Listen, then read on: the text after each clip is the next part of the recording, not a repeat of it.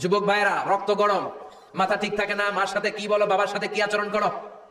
যেই বাবা মা তাদের জীবন যৌবন শেষ করলো তোমার জন্য, খবরদার ওই বাবা মারে গালি দিও না। তুমি নামাজি হতে পারো, তুমি আল্লাহর ওলি হতে পারো, হাজী সাহেব হতে পারো, কিন্তু মা বাবা যদি তোমার উপর নাখোশ হয়, তোমার দুনিয়াও শেষ, আখিরাতও আমও শেষ। সালাও।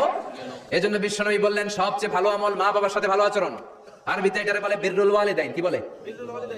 এক সাহাবী বলল, নবী আইয়ুল আমালি আফদাল, এই পৃথিবীর বুকে সবচাইতে সেরা আমল কোনটা? বিশ্বনবী বললেন তিনটা। কয়টা? এক নম্বরে আসসালাতু ফি ওয়াক্তিহা, সময় মতো নামাজ, আজান হওয়ার সাথে সাথে নামাজ পড়বা, এর চেয়ে ভালো কাজ আর নাই, ঠিক কি না?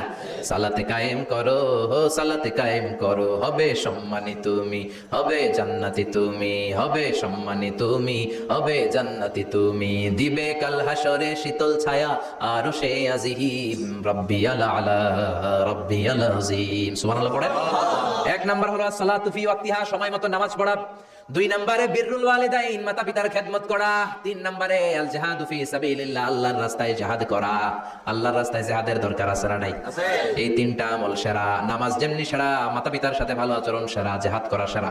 আরেক বর্ণনা বিশ্বনবী বললেন মা বাবার খেদমত করা জিহাদের চেয়ে বেশি দামি। আল্লাহু আকবার। এক সাহাবী বললেন ইয়া রাসূলুল্লাহ আস্তাযিনুকাল জিহাদ, আমি জিহাদে যাওয়ার অনুমতি চাই। বিশ্বনবী বললেন বাবা মা কেউ বেঁচে আছে নাকি?